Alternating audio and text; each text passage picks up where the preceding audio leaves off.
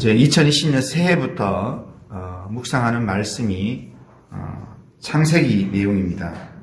이제 한 두 달 정도 창세기를 계속 이제 한 달락씩 계속 묵상하게 되는데 어제가 첫 번째 본문이고 오늘이 두 번째 본문입니다.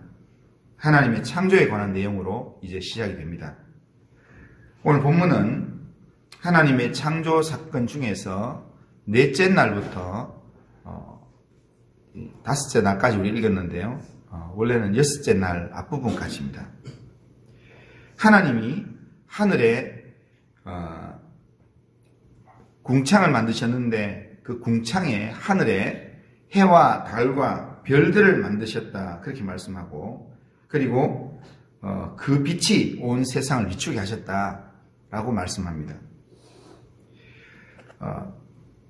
낮과 밤은 해와 달이 있으므로 자연히 나타나는 현상입니다. 지구가 자전과 공전을 하고 있다는 사실은 익히 들어서 알고 있을 것입니다. 자전이라는 말은 지구가 스스로 돌고 있다는 말입니다. 이처럼 지구가 스스로 도는 자전 때문에 낮이 되었다가 밤이 되는 그런 현상이 나타납니다. 그리고 지구가 태양의 주위를 1년에 한 바퀴씩 도는 것을 공전이라 하는데, 이렇게 공전으로 인해서 계절이 바뀌는 그런 현상이 나타납니다. 그리고 바다에서 밀물과 썰물 현상이 반복되는 것은 달의 인력 때문입니다. 하루 24시간을 나누게 되고 월을 만들고 12개월 또 1년 이렇게 계산되는 모든 것이 해와 달의 존재로 그렇게 발생되는 것입니다. 세상은 이것을 과학이라 그렇게 말합니다. 하지만 성경은 이 모든 내용이 하나님의 창조에 의한 내용이다 라고 분명하게 이야기하고 있습니다. 하나님의 창조 사건으로 인해서 징조와 계절과 날과 해가 시작되었다라고 말씀합니다. 성도는 낮과 밤을 통해서 그리고 자연 현상들을 보면서 하나님의 창조를 우리는 발견할 수 있습니다. 그리고 하나님의 창조 세상에서 하나님의 은혜로 우리가 살아가고 있다는 사실을 우리가 깨달을 수 있습니다. 그런데 이것은 오직 믿음으로만 깨달을 수 있는 내용입니다. 그리고 믿음 있는 자만이 이것을 깨달아 알아서 또한 그것을 붙들고 의지할 수 있다는 겁니다. 그런데 성경에 보면 낮과 밤을 통해서 빛과 어둠을 나누게 하신 하나님께서 빛과 어둠을 보시고 보시기에 좋았더라 그렇게 말씀합니다. 하나님은 낮과 밤이 반복적으로 존재하는 것을 기뻐하셨다 이렇게 말씀합니다. 우리 누구 때문에 기뻐하는가 하면 우리 때문에 기뻐하는 겁니다.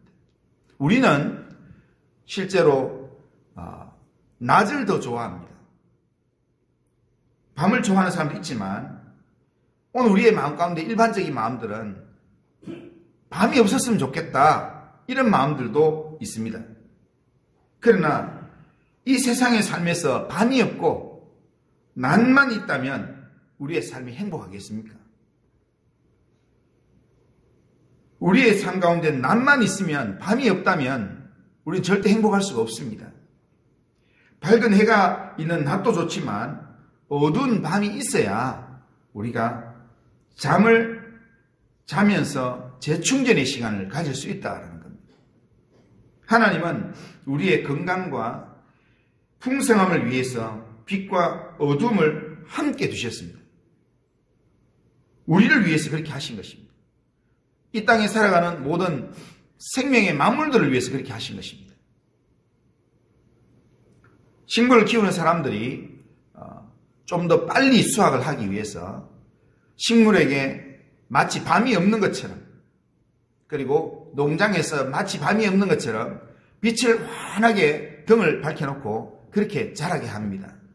그렇게 하면 속성으로 빨리 자랍니다.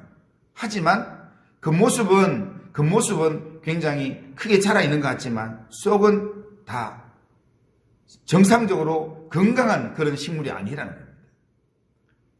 농장의 짐승들도 똑같습니다. 그러니까 출하를 위해서, 돈 벌기 위해서 그렇게 하지만 실제로 건강한 그런 몸이 되지 않는다는 거예요. 하나님께서 우리를 위해서, 우리의 건강을 위해서, 우리의 풍성함을 위해서 하나님께서 낮을, 밤을 준비하시고 그리고 보시기에 아이고 준비된 대로 잘 됐구나 그렇게 기뻐하셨다는 겁니다.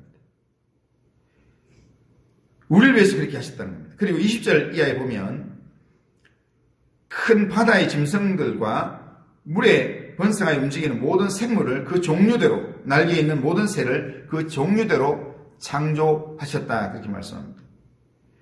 만약에 해와 달이 창조되는 날하고 짐승과 생물이 창조되는 날이 바뀌었다면 어떻게 됐겠습니까? 그러니까 해와 달과 빛이 없으면서 짐승이 먼저 창조되었다면 그 생물들은 살지를 못했을 것입니다. 오늘 우리가 살아가는 세상에 빛이 존재하지 않는다면 이 땅에 살아갈 생물이 많지 않습니다.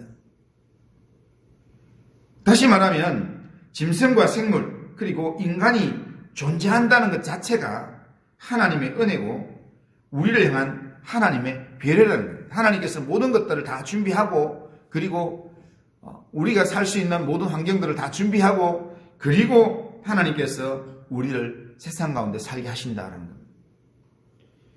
그리고 22절에 보면 이렇게 말씀합니다. 하나님이 그들에게 복을 주시며 이르시되 생육하고 번성하여 여러 바닷물에 충만하라 새들도 땅에 번성하라 하시니라 그렇게 말씀합니다. 생육과 번성과 충만이라는 단어로 명령을 하시면서 그것이 복을 주는 내용이다 라고 말씀합니다. 그들에게 복을 주시며 이르시되 생육하고 번성하라 그렇게 말씀하기 때문입니다. 생육하고 번성한 것이 하나님의 기뻐하시는 뜻이라는 겁니다. 하나님은 바다 생물이 가득한 것을 보시고 땅에 각종 짐승들이 종류대로 충만하게 있음을 보시고 하나님은 좋아하셨습니다. 하나님의 창조물들이 그 자리에 충만하게 있음이 하나님의 기쁨이라는 겁니다. 그러기에 하나님의 창조 사건 안에서 세상을 보면 길가에 피어있는 이름 없는 풀 한 포기도 하나님의 복주심으로 존재하는 것입니다. 따라서 그 풀은 하나님이 피게 하신 그 자리에 가만히 있는 것만으로도 하나님의 복주심과 하나님의 은혜를 나타내는 증거물로 존재하는 그런 내용이라는 겁니다. 생물이라는 겁니다. 그런데 이 모든 만물을 하나님께서 만물을 충만하게 하시는 하나님이 이 모든 창조를 누구를 위해서 창조하셨는가? 바로 오늘 우리를 위해서 하나님 창조하셨다는 겁니다. 우리를 하나님의 충만함 가운데 거하도록 하기 위해서 모든 만물을 풍성하게 하나님이 창조하셨다는 겁니다. 에덴의 많은 내용들을 하나님께서 아주 체계적으로 첫날에는, 둘째 날에는, 셋째 날에는 마치 농부가 농사를 짓는 것처럼 터를 만들고 그 터에 필요한 이렇게 시설을 준비하고 그렇게 다 해놔놓고 제일 중요한 그 식물을 거기 심는 것처럼 또 거기에 필요한 짐승들을 넣는 것처럼 그것처럼 에덴이라는 농장을 한번 보면 거기에 하나님이 모든 걸 다 준비하고 맨 마지막 6째 날에 사람을 거기에 두시고 하나님 보시기에 심히 좋았더라 그렇게 말씀하시면서 그러면서 사람에게 너희들이 이것을 이제는 다스리고 이제는 관리해라 그렇게 사명을 맡긴다. 그러니까 그 모든 내용들 창조의 모든 내용들을 하나님께서 누구를 위해 하셨는가? 하나님이 우리를 위해서 하셨다. 그러면 하나님께서 왜 그렇게 하셨는가? 그것을 통해서 이 모든 만물의 주인이 하나님이시며 하나님만을 숭배하도록 하나님만을 경배하도록 그렇게 하나님의 주인 되심을 인정하고 하나님의 이름으로 세상을 다스리고 정복하도록 그렇게 우리에게 맡기신 것입니다. 하나님께서 우리에게 주신 해와 달과 별들은 하나님의 창조물에 불과합니다.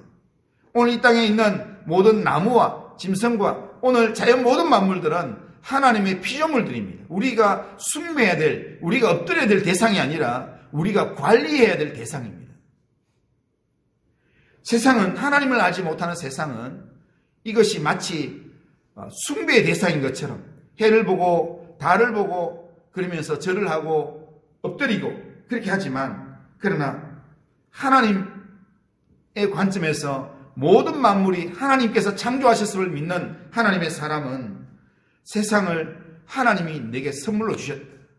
여기에서 하나님의 복을 누리라고 하나님 주셨다라는 그 믿음 안에서 하나님이 내게 맡기신 세상을 내가 하나님의 이름으로 관리하고 또한 다스리는 믿음의 삶을 살려고 우리가 결단을 해야 합니다. 하나님은 우리를 충만하게 하시는 하나님이시며 우리를 위하여서 모든 만물을 창조하시고 또한 우리에게 맡기신 하나님이십니다. 이 한 해를 살아가면서 하나님의 창조하신 창조물만 바라보고 살아가는 게 아니라 이 창조물을 우리에게 선물로 주신 하나님을 바라보면서 하나님을 바라보는 그 믿음 안에서 우리의 마음이 풍족한 믿음으로 하나님의 관점에서 세상을 바라보고 또한 세상을 하나님의 이름으로 다스리고 정복하는 그런 믿음의 삶을 오늘도 우리의 삶 가운데서 살아가시기를 주님의 이름으로 축원합니다.